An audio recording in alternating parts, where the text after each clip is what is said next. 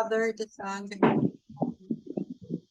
Heavenly Father, as we come together for this Bible study, we ask for your blessings and guidance. Please bless word, those listening online, and comers who will join us. Use this book, mighty Lord, to spread your word and love. May your Holy Spirit be our guide as we study your word. Help us understand and apply your teachings in our lives. May our Mother Mary teach us to receive your word, to bear your word, to share your word to others. We thank you for this opportunity and offer this time to you. In Jesus' name we pray. Amen. Amen. The Father. Good evening, brothers and sisters in Christ. Good evening po. Good evening po. Mapagpalang gabi. Ngayong gabi po ang magbabasa ay si Sister Divine.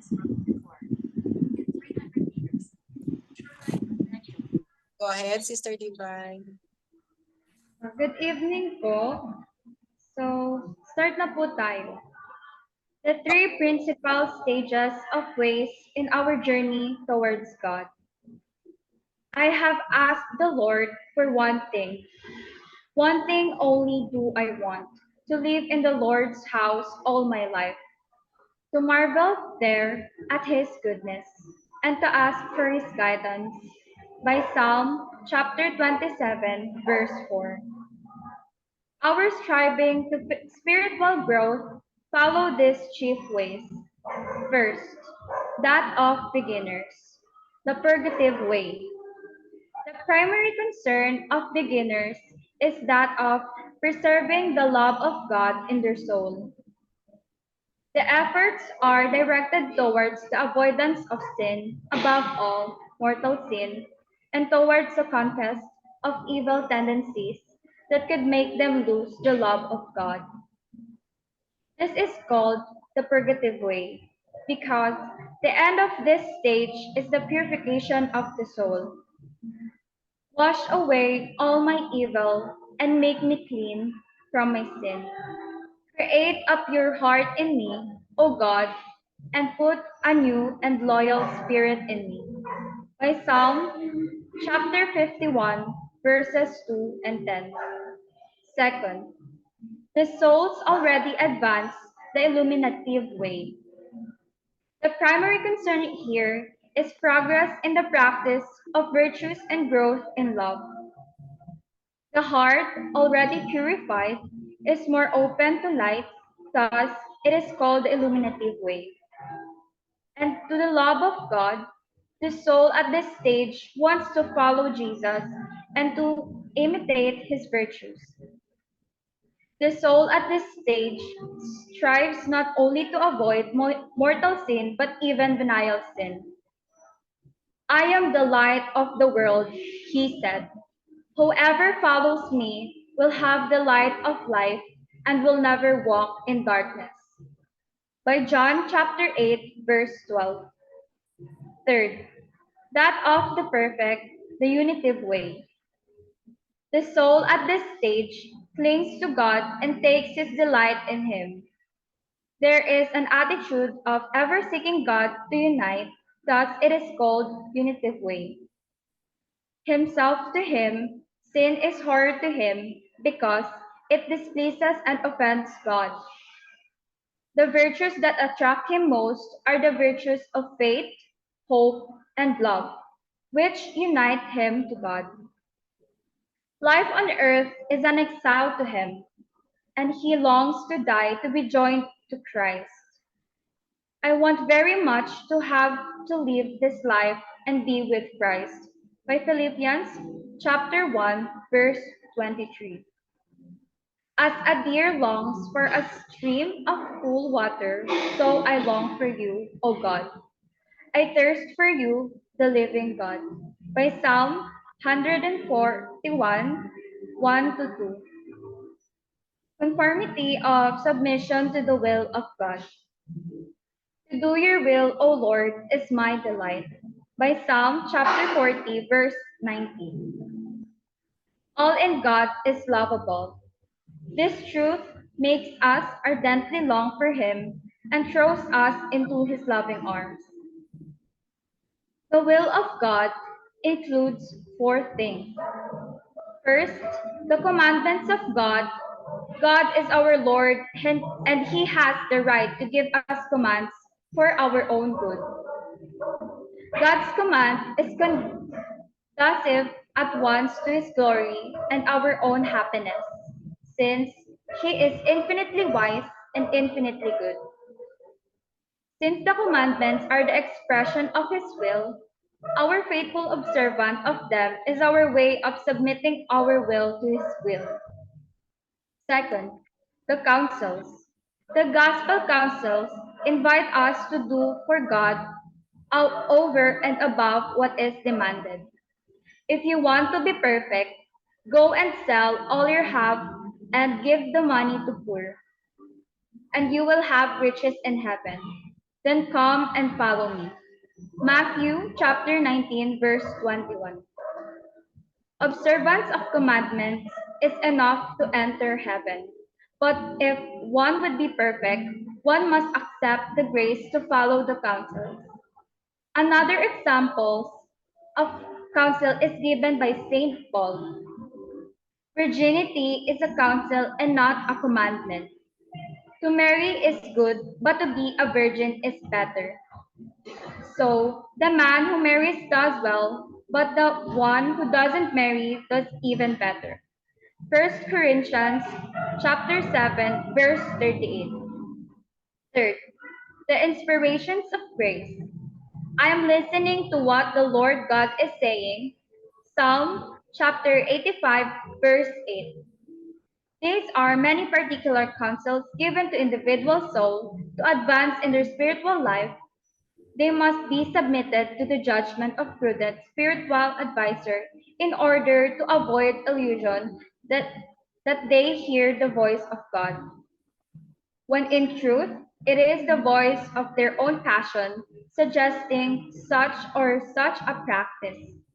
Fourth, for those in religious life, the constitution and the rules of their communities, the religion have bound themselves to practice by three evangelical councils of chastity, poverty, and obedience. The religious cannot sanctify themselves without fidelity to their vows. Fidelity to the vows detaches them from the obstacle which stand in the way of exercising the love of God. Those who are not bound by vows must observe the spirit of these vows according to the condition of their life. The inspiration of grace and the guidance of a prudent spiritual advisor.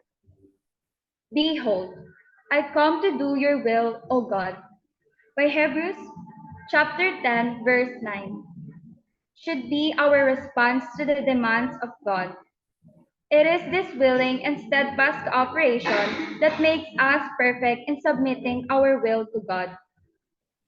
We beg you who have received God's grace not to let it wasted. 2 Corinthians chapter 6, verse 1. This is the characteristic of a Christian who hears and carries out in practice the will of God. I do always the things that please Him. John chapter 8, verse 29. That would be all. Thank you. Thank you, Sister Divine. Bishop. Sige po, no? Una thank you very much, no, Sister Divine. Ako po ay satisfied na ako, no? Tsaka masaya na ako sa mga lalo sa kabataan ng San Martin de Porres Church, no? Marunong na sila magbasa, mag-share, loud, clear, tsaka slow. No? Naiintindihan ng tao at meron ng daman-daman nila kung ano ang kanilang binabasa. No? Kaya thank you very much, Sister Divine. Hindi naman tayo nasasampulan, Bishop eh. Sila nag-share.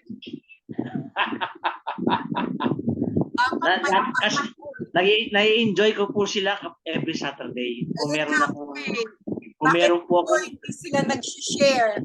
Oo, kung meron time ako, nakakadalo ako ng kanilang every Saturday Bible study at sharing, no? Para syempre ipahuyok na rin natin yung boses ng kabataan.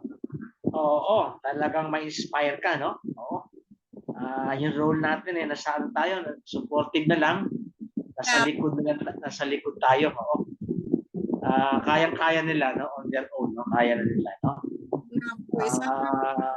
Kaya nabibless ako every Saturday. Yun lang, hindi nga lang po ako regular dahil minsan may-meeting po ako kapag Saturday, no. Pero confident na po ako na kaya nilang patakbuhin, no, na on their own. Yung ano po, yung i-share ko po sa inyo, ano po ito lalo-lalo na pagka nagbibigay kayo ng counseling. Anong level ng spirituality ng mga taong nami-meet nyo? Ito po yung classical presentation sa Catholic journey on the way to heaven. Kasi lahat naman tayo patungo sa langit no? 3 stages yan, no? 3 ways. Ang una, usually, na napakatagal ng proseso ay purgative. Yung purgative parang sa atin, parang pinupurga. Yung mga kasalanan natin o yung mga imperfections natin ay inaalis ni Lord. No? O kumbaga sa gospel ni John, pinupurun tayo ni Lord. Pinuputol yung branches para mamunga po ulit. No? Kaya medyo masakit, pinuputol ni Lord, no? Inaalis ni Lord. Kaya ganoon din ang purgatory. Yung pain ng purgatory dahil inaalis ni Lord ang mga attachments natin para ma-attach lang tayo sa Diyos.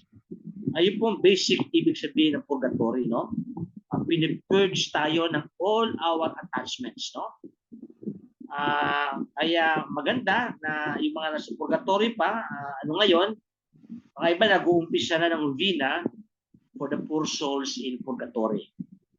Kaya siguro ako, inumpisahan ko na po kagabi mag-novena para sa poor souls in purgatory. Kasi Yung novena natin sa Poor Souls in Purgatory, that is an act of charity. Isang gawaing mapagmahal, no? It is a spiritual work of mercy. Kaya ipagdasal natin sila at tayo may tinutulungan kasi I believe in the communion of saints, no? Tinutulungan natin sila at tayo pinagdasal din nila. Because nasa spiritual world tayo eh. Iba pong dimension to eh. No? Spiritual world eh. Kaya maganda pong purgative, no? So dito pa lang mangyari na yung ating purgatory. No, inaalis yung mga attachments natin sa hindi kay Lord, inaalis na, no? Yung attachments natin. Para pag namatay tayo, diretso na, wala nang attachments. No? Yung purgative way, ano yan eh, ang ibig sabihin yan, wala na tayong mortal sin. No? Isipin, kung nagkakasala man tayo because of venial sins. Kasi, pag may mortal sin ka, wala ka sa purgative way. No? Ang kaluluwa mo nasa impyerno pag may mortal sin ka. Wala ka sa purgative way. Kaya may repentance lagi tayo, no? O pinapractice lagi ng church. I confess to Almighty God, O Lord, have mercy. O sa isang sharing ng San Martin de Porres Church, share doon ni Teacher Luis, yung we always make an act of contrition. No? Kaya sinabi ko nga kay Bishop Lito na kung may panahon sila, ipaskal po nila, ipaskal sa sa kanilang simbahan yung act of contrition, no? Lagi tayo nagsisisi kasi nalilinis tayo. No, nalilinis layer by layer, no? Kaya pag nalilinis tayo ni Lord, dumarating tayo sa second stage, yung illumination, no? Nagkakaroon ka ng liwanag. Kaya yung mga tao na sa mortal sin, walang illumination. Ganun po yun. Ang may illumination lang yun sa state of grace. Kaya makita mo ibang tao kahit matalino, kahit katoliko yung matalino. Pag wala sa state of grace yan, walang illumination. Kasi yung sin, dinadarken niya ang ating intellect at pinapahina ang ating will. Yun po ginagawa ng kasalanan. Sin darkens our mind and weakens our will. Dalawa po ginagawa ng kasalanan eh. Although yung venial sin, na kay Lord pa rin tayo, pero na-harm yung ating relationship natin kay Lord, no? Na-harm. Kaya mahalaga talaga yung actually sabi ni St. Augustine, isang Our Father, you pray it sincerely, yung 24 hours na ginawa mong venial sin ay nawa-wipe out. Isang way din, holy water. The Father, the Son, and the Holy Spirit, yung ating venial sin ay nawawala. No? So maraming ways para mawala ang venial sin natin. Gumawa tayo, tumulong tayo sa kapwa natin, magbigay sa mga almsgiving, prayers, nawawala po yung venial sin natin. Nagkakaroon tayo illumination, nag-grow yung ating virtue. Kung dati masyadong mainit ang ulo natin, sa stage ng illuminative way, nabawasan yung init ng ulo natin. Yung pabigla-bigla tayo minsan yung init ng ulo natin, no? Nababawasan niya unti-unti, no? Kasi nasa illuminative way tayo eh. Nag-grow tayo sa virtues, sa magandang asal, sa mga kabaitan. O kung hindi, nagiging mapasensya ka o nagiging mapagpatawad ka. Nagiging maunawain ka. Ito po yung mga virtues na nag-grow kapag nasa illuminative way tayo. So yung mga virtues natin ay nag-grow, no? Yung 7 gifts of the Holy Spirit, nag-grow yan sa illuminative way, no? Wisdom, understanding, knowledge, counsel, fear of the Lord, piety, and fortitude. Nag-grow natin. Nag-grow yung ating prudence, nag-grow yung ating justice, nag-grow yung ating temperance, nag-grow yung ating fortitude, no? Nag-grow yung ating faith, nag-grow yung ating hope, nag-grow yung ating love. Nakapagbigay tayo ng encouragement sa ibang tao. No? Kasi nasa illuminative way tayo, nag-grow tayo roon. Kaya ini-encourage natin ng tao, diyan sila binababa. nakapag-comfort tayo, lalo po ngayon, no, dami tayong may problema. No? Nasa illuminative way tayo, nag-go tayo sa virtues natin, tulungan natin sila in those ways. Nagbibigay tayo ng encouragement, nagbibigay ng pag-asa, no? Lagi nagsabi, sige, tuloy lang, no? Kapag nanghihina, sige, diretso lang, no? Ayun po nagagawa ng illuminative ways, no? Ganon. Nag-grow tayo. Yung third stage, ito yung unitive. Yung unitive, mga iba, hindi nakakarating dito, no? Oo, ako, maaaring di ako makarating dyan, no? Mga saints, di nakakarating. Unitive. Yung union with God na. Yung sinasabi ni St. Teresa of Avila. 2 candles, may apoy, pero dahil magkasama na, nag-merge na yung 2 kandila, isang apoy na lang. No? Yung God na lang, no? Sana, ang goal natin, makarating dyan bago tayo mamatay. Ano yan? Ito yung mga heroic virtues na. Heroic virtues na to, no? Kaya sila Mother Teresa of Calcutta, yan. Si St. John Paul II. Kahit nagkasuffer si St. John Paul, no? May Parkinson disease siya, ino-offer niya lahat kay Lord yun. Kaya namatay siya, unitive way. Even on earth, union na. No? Union with God na, no? Ito yung mga saints heroic. No? Si Blessed Acutis, no? Bata pa, teenager, namatay. Pero ang kanyang motto sa buhay niya to be close to Jesus always. Teenager lang siya. Mahilig siya sa mga computer. Marami siyang hilig na walang kabataan. Pero ang goal niya lagi, to be close to Jesus. Namatay siya. At base, di ba, kung anong ilang taon, kung 21 o 24, namatay siya. Dineclare na siyang blessed ng church. No, ang aga niya nakuha unitive. Mga ibang tao, nasa 84, 94, wala pa sa unitive way. Kasi hindi sinuserious yung spiritual life, no? Pero at least nasa purgative tayo, no? Wala tayong mortal sin, nasa purgative way, no? Tapos illuminative, ayan ang buong Christian life natin. Tapos gift yung maging tayo. Si Saint Martin de Porres, nasa mundo pa lang may unitive way na siya kay Lord, unitive way na. No? Yung buhay niya, no? Malalaman ng gusto yan ng mga taga San Martin de Porres Church kasi pag-aaralan nila uli o i-review nila yung buhay ni San Martin de Porres, no? Simple lang. Binigay, naalala niyo nung Christmas, binigyan tayo ni Brother Aldrin ng ng baso, no? Naalala niyo? Nakalagay doon, no? Kahit na pagawalis. Oo. Kahit nasa pagawalis mo o simpleng bagay na ginagawa mo, pag inaalay mo sa Panginoon, ayun ay meritorious. Simple lang pagiging banal ni St. Martin de Porres. Simple lang siya. Nagpapakain ng mga animals. Barbero, nagugupit lang. Barbero siya. Sa mga may sakit, siya? Infirmarian siya. Sa mga nagugutom, binibigay ng tinapay, ng soup.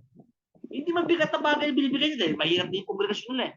Nag-aalaga siya ng kabayo. Doon siya in-assign. Okay lang. Basta natin ino-offer kay Lord. So kahit nasa earth, unitive way siya, unitive way. Ang basis nun, paborito nating quotation lagi.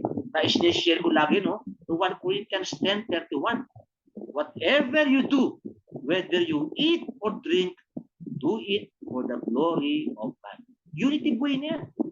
No? Sa mga maina dyan, sa pagluluto ng pagkain, sa paghahanda, sa paghuhugas ng plato, sa paglilinis ng bahay. Ano yan? Meritorious yan. No? Illuminative way yan. No? Oo. So, simple things na may celebrate ng San Martin de Porres Church, pinakita sa atin sa Martin de Porres Church, yung pagiging saint, hindi naman kailangan ng big things kundi small things. Small things lang. Parang si St. Teresa of the Child Jesus. No, sa paglalaban ni St. Teresa of the Child Jesus, naalay niya kay Lord lahat. Sa paglalaban niya. So ayun po yung yung ways na process natin as we journey towards God, no? The purgative way, the illuminative way, and the unitive way, no? Sana sa mundong ito maabot natin the unitive way, no? Pero very few nakaka-attain yan Oo, very few. Kasi dapat conscious ka sa bawat ginagawa mo para kay Lord. No? Halimbawa, halimbawa, si Brother Aldrin, habang nagkakabit kunyari lang, no, mga kasamahan niya, habang nagkakabit ng cables, no, for the glory of God. Magiging santo yun. Wala pa tayong santo ng internet, no? Nagkakabit. Wala pa. O baka yung mga tauhan ni Brother Aldrin, no? Magiging saint. Sa pagkakabit ng for the Lord to, for the Lord, no? Ganon.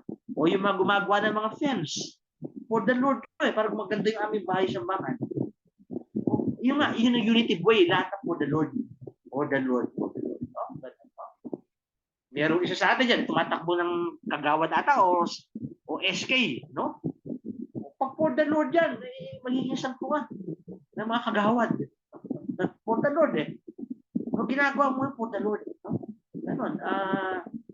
So maraming paraan dyan, no? Sa mga choir, sa pagtutugtog, sa pagbabasa bilang lector, lahat yan pag for the Lord, magiging santo tayo, no? Purgative, illuminative, tsaka unity. Okay. Papasadahan ko naman yung will of God. Mga iba siya tanongin, Father, ano ba yung will of God? Sabi ko, simple lang yan eh. 4, no? Sinasabi ko lagi, no? Una, natin will of God sa 10 Commandments. Nandiyan ang will of God, 10 Commandments. Ngayon, kung alam mo na yung 10 Commandments, at tinatry mo isang buhay, ang will of God. Pangalawa, may tinatawag tayong counsels. Ibig sabihin ng counsels, mga payo lang, mga suggestion na hindi kailangan gawin ng bawat Kristiyano. Kasi sa pagsunod ng 10 Commandments, papasok ka na sa langit. Pero mga ibang tao, pinatawag ni Lord in a special way, kaya may counsels. Diyan yung mga saints. Kaya in example dyan, yung sell all your properties and give it to the poor. Hindi mo para sa lahat yan. Kasi kung gagawin mo yan, magugutom ang pamilya mo.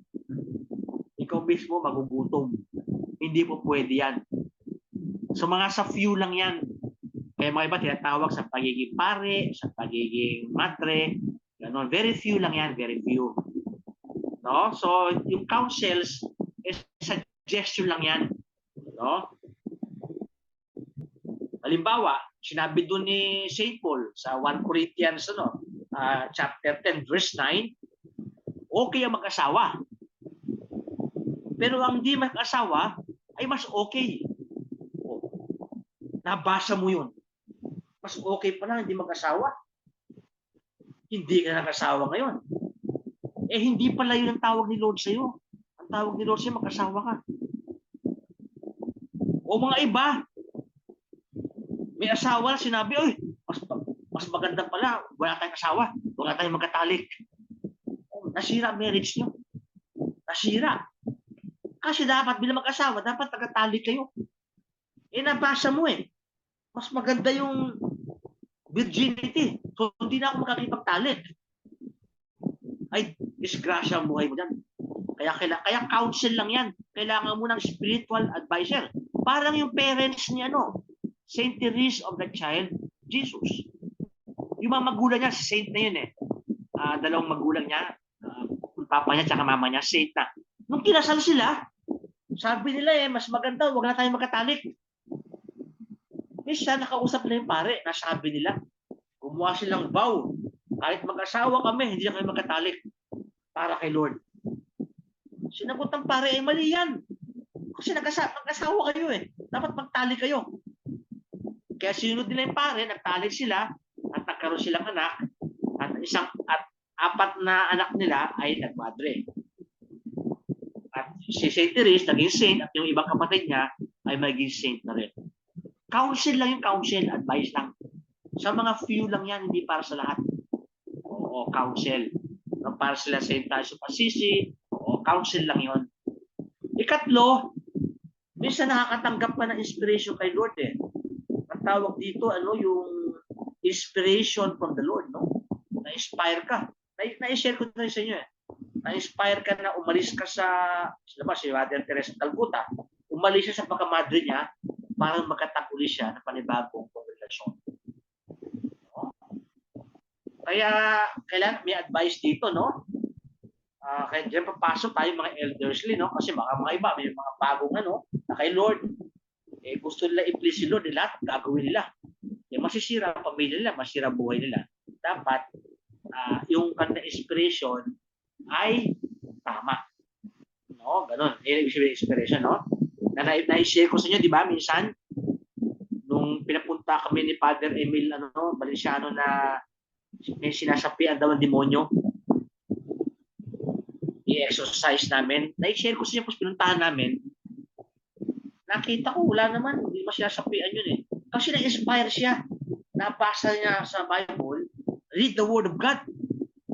Hindi na natutulog. Nakabasa ng Word of God. Nabasa niya mag-fasting. Hindi na kumakain. Nabasa niya, kailangan ng buong attention mo na kay Lord. Hindi na natutulog. Oh, nagkaroon siya ng inspiration eh. Ngayon, pumunta sa elder sa inyo, ano gagawin nyo? Ang gaganda ng ginagawa niya ba for the Lord? Hindi. Ano sinabihan ko? Ano sinabi ko? Brad, sabi ko. Sabi sa akin ni Lord kumain ka na daw. Ayun ba sinabi ni Jesus? Oo, sabi. Sabi ni Jesus, kumain ka eh. Kumain. Ang daming kinain dahil hindi kumakain eh.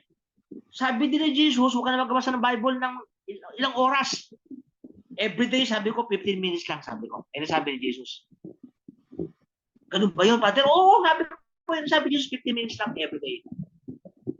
Tapos, pagpunta ka sa pare, kung anong interpretasyon na binabasa mo. Pangatlo, sabi ni Jesus, matulog ka. Dahil si Jesus natutulog eh. Kung merong storm, natutulog siya sa bangka. Sabi ni Jesus, matulog ka. Gumaling yung tao. Sabi ng mga kapatid niya, Father, hindi pala sinapian demonyo. Sabi ko, hindi sinapian demonyo. May maling inspirasyon na nakuha.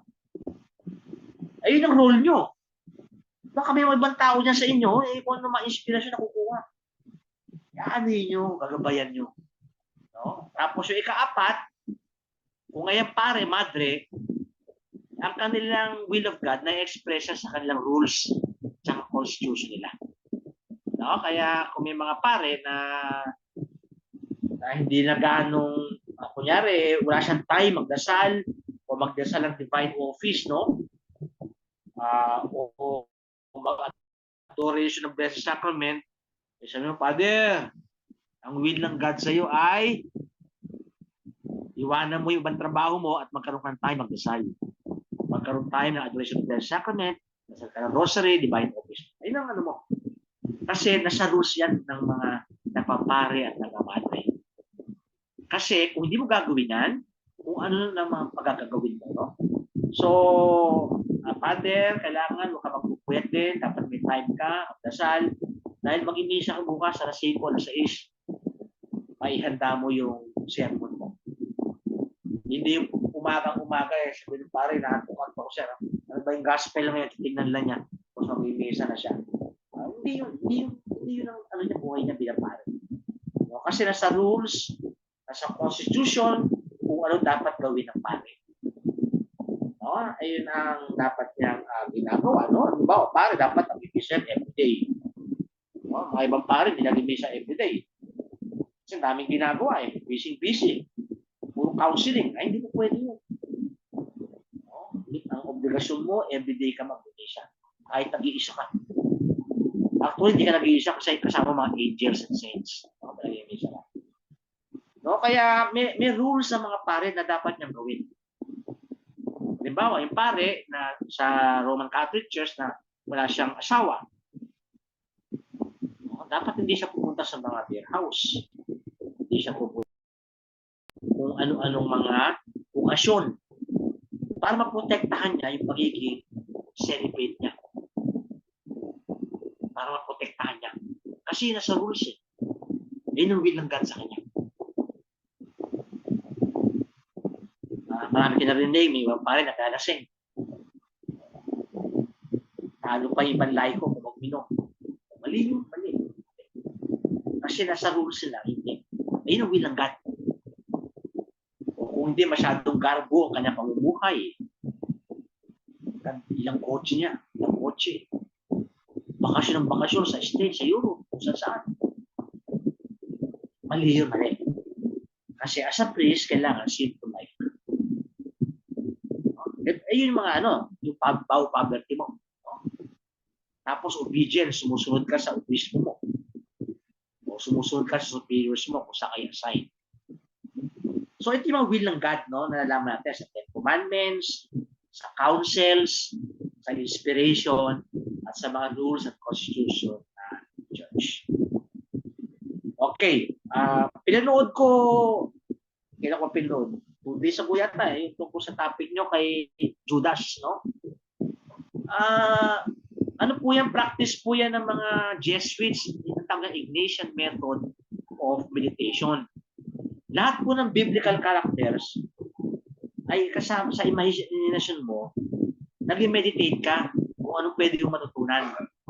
Kanyari, pwede mong i-meditate yung mga Pharisees. Ako ba ay Pharisee din? O mga Sadducees. Ganon. O ikaw ay parang si Lazarus. O ikaw ay parang si Martha. O ikaw parang si Mary. So yung mga biblical characters, ang ginagawa ng mga seminarista pa lang na dumaan sa pamaraan ng mga Jesuits, yung mga biblical characters, ine-meditate mo. Diba si Abraham, si Isaac, si Jacob, si Joshua, si Ruth, lahat ng biblical characters, o si Moses, kung may time ka, nag-meditate ka. No? Kaya okay lang po yung kahit anong topic. Ngayon, very interesting kasi si Judas, no? Si Judas kasi kaya nga hindi naging popular Sa Pilipinas, lalo naging popular yung St. Jude. Yung St. Jude na novena, malapit sa Malacanang. Kasi kapangalan niya si Judas Si Judas Iscariot, siya naman St. Jude Thaddeus. Kaya tuloy,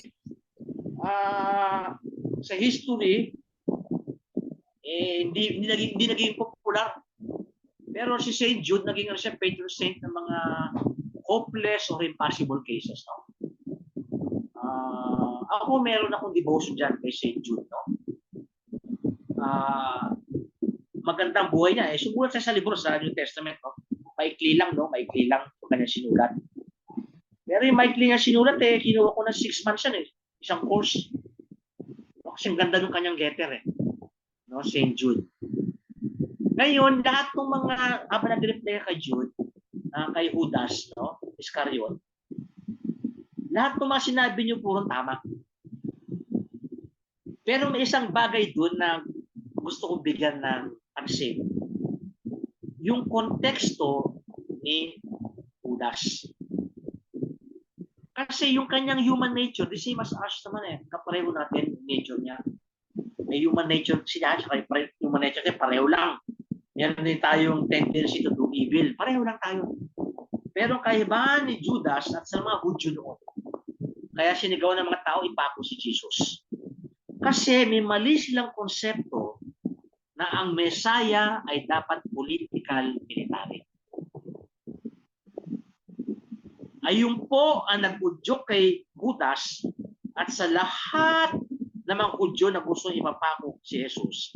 Dahil na-dismayo sila, na-prostrate sila kay Jesus. Si Jesus pala ay ibang Mesaya. Ang Mesayang hinihintay nila ay political military. Parang si Haring David. Like King David. Because King David is a political and military Messiah. Kasi nung concept ng mga Hudyo noon, ang Messiah, kung sino ang makakatulong sa kalagayan ng Israel. Kaya maraming Messiah noon, maraming Messiah. Si David, Messiah yan. Si Joshua, Messiah yan. Yung mga Maccabees, Messiah yan. Kung sino ang magliligtas sa mga Hudyo, ang tawag nila dyan, Messiah.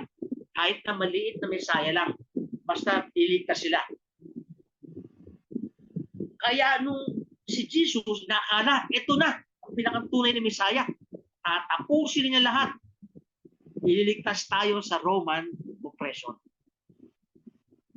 Hindi ganun si Jesus. Kasi si Jesus ay religious and spiritual Messiah. Nakalagay po yun sa Isaiah chapter 50 and the following. Nalagay natin binabasa during that. Kaya doon po kayo mag-focus, no?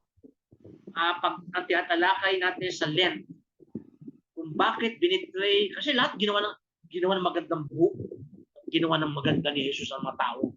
Nagugutom, mga may sakit, mga may kasalanan. Kaya Mesaya siya, Mesaya. Pero kulang kasi kalat, ito na. Hindi siya political tsaka military Mesaya. Kaya pinagkanulo siya.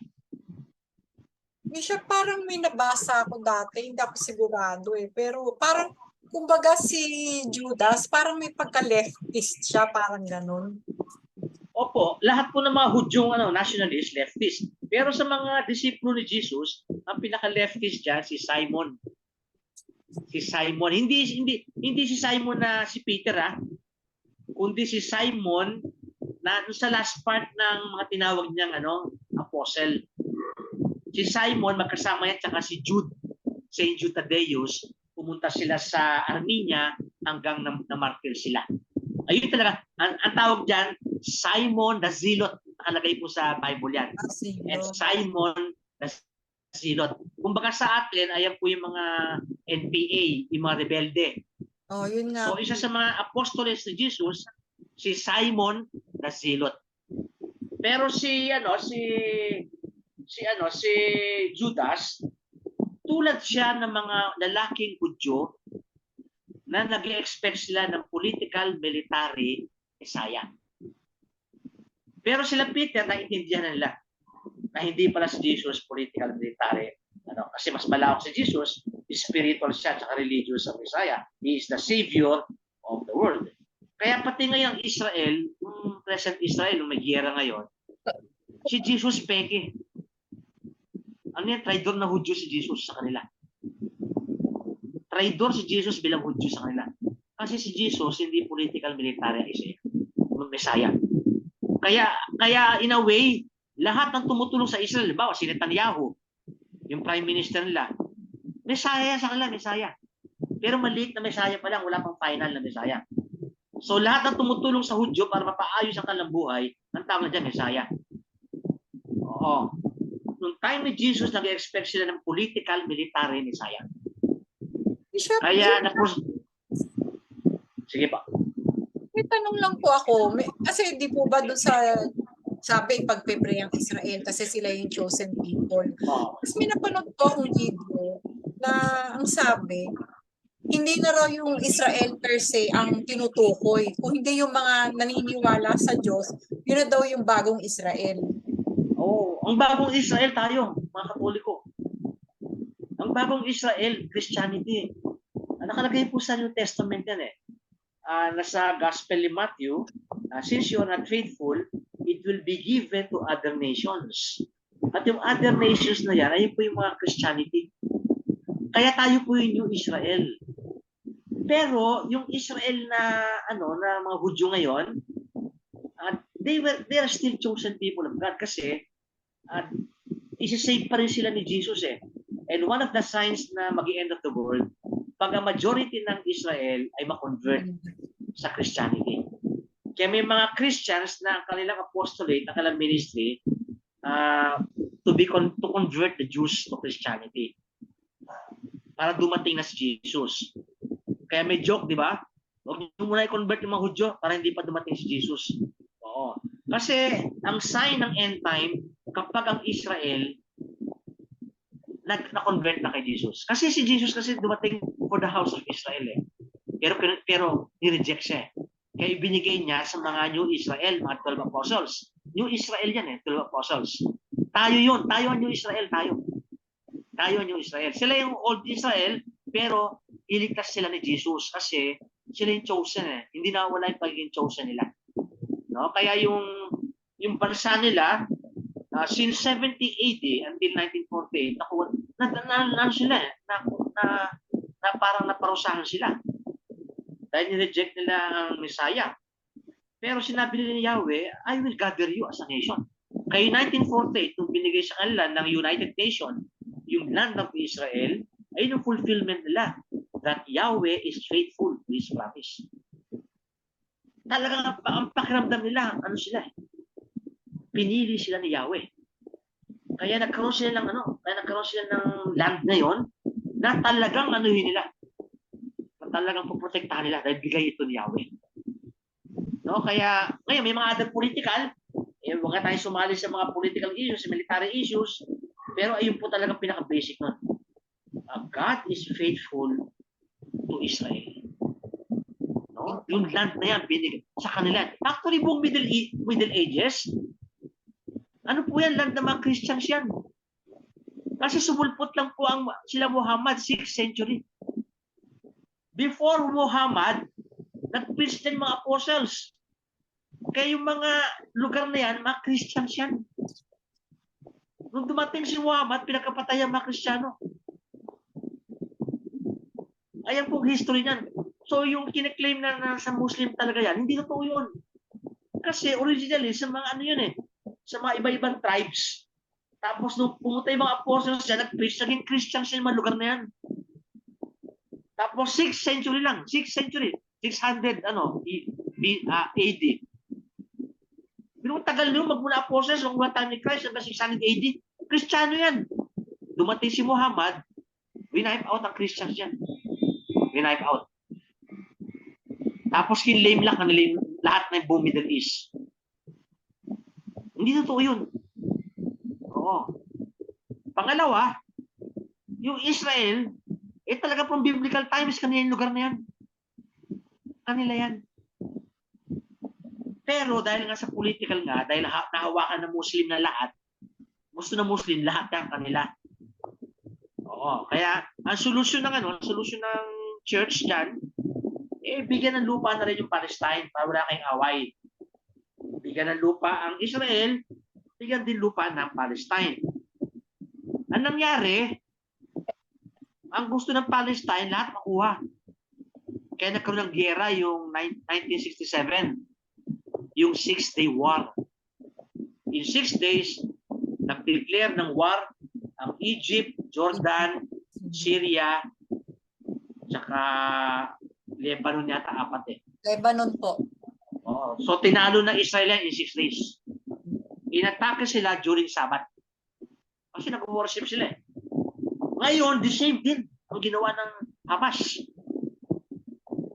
Inatake sila during celebration ng festival nila. So, ano yan? Talagang evil yan Pero ayaw natin na mangyari yan. Sobrang patayan naman yan. Grabe na. Gusto natin magkaroon ng peaceful, magkaroon ng political solution dyan. Kasi kawawa yung mga bata, mga matanda on both sides, no? Opo. Kawawa. Ma-imagine mo yung anak mo, nakasimbot ng fumes, kulang sa pagkain, kulang sa gamot, kulang sa tubig. Ay dapat bigyan, ilang mga superpowers nag-aaway. Oo. Talagang kawawa lagi si civilians. At kumikita dyan yung mga may mga war machines. Yung nabebenta yung kanilang mga aeroplano, yung mga missiles nila. Daming bentahan yan. Kumikita lahat yan. Tapos i-construct ulit yan. Kasi nasira So yung construction industries, yung real estate, kikita ulit yan. Tapos mga pharmaceutical, walang gamot. Lahat na negosyo, political pero dahil Kristiyano tayo, ang hinihingi natin hanggang maaga. Masyadong sufferings ng mga innocent civilians. Kawawa naman. Ayun ang pinagdadasal natin kay Mama Mary. Kaya sabi ni Mama Mary, pray the rosary so that you will have peace in the world. Kaya siguro, ayun sabi ni Mama Mary sa Fatima, mag-rosary tayo para sa peace in the world. Dami. Habang nag-uusap tayo rito ang dami mga bata, may sakit, mga lola. Dami. Hindi ko na kailangan i-elaborate. Dami. On both sides. Biktima yung mga inosente. Minsan maisip nyo, Bishop, tayo, lahat ng naririto ngayon, may kanya-kanya tayong problema.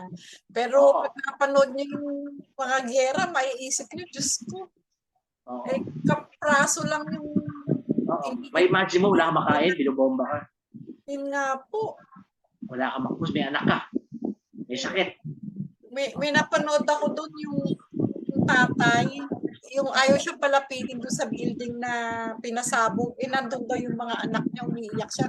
Yung pinanood ko talagang umiiyak ako, Diyos ko, sabi ko, kapraso lang yung problema natin, Kaya Dinadala nga sinabi ni Mama Mary, war is evil. Opo. Punishment yan ng God for our disobedience. Ganun talaga. Oo. Yung hatred, actually, buong Europe, lahat yan. Lahat, grabe yan. Grabe. At ano ba lang yan, umpisa po lang yan, patuloy na po yan. Yung escalation ng hostility, tuloy po yan.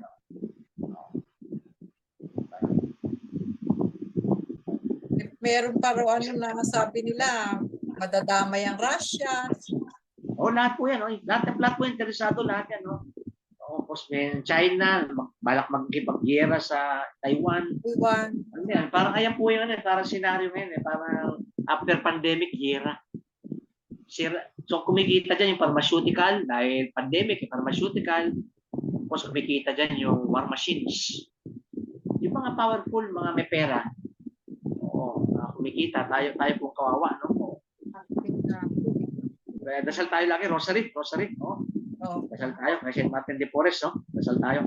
Meron po bang gustong magtanong? Sige, Siya? Kamusta po lahat dyan, ha? Sila Ate Edith, Ate Baby, Sister, Andin, Brother John, Brother Alvin, San Martin de Porres Church. Sige po, kung may tanong kayo, meron pa tayong, basta mag-grocery tayo for peace in the world, ha? Yung mga bata. Armor of Faith, meron pa kayong tanong? Wala po silang tanong. Okay po. Sige. Magdasal tayo kung gano'n, Magdasal natin mga pulsors in purgatory, ha? Magdasal natin yan, ha?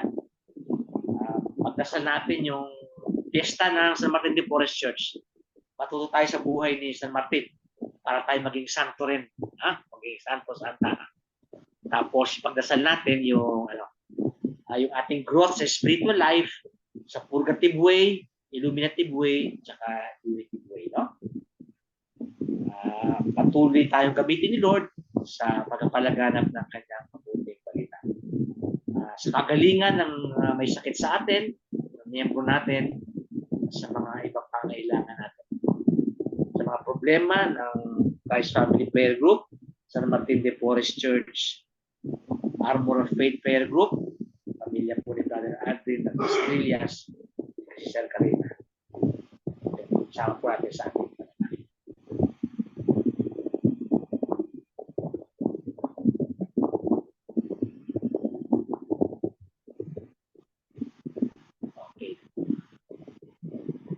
Closing na po tayo, Bishop. Okay po, sige po. Wala na pong hahabol magtanong. Ay, dali po. Nawala. Okay pa.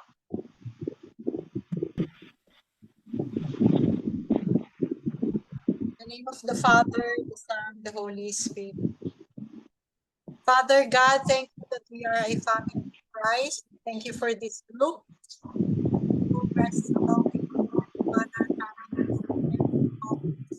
With the things you have revealed, the thoughts that we have shared in our hearts,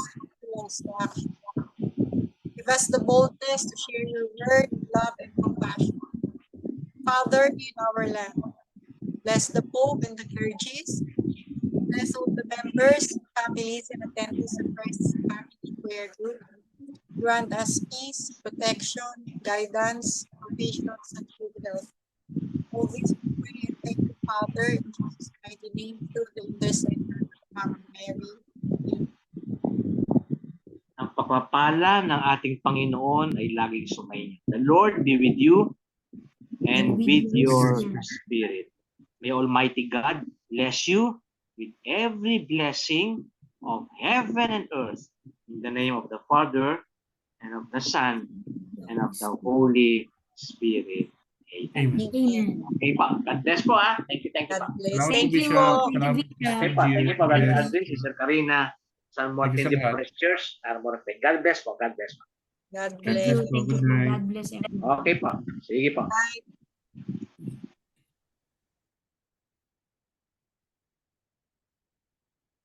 Good night.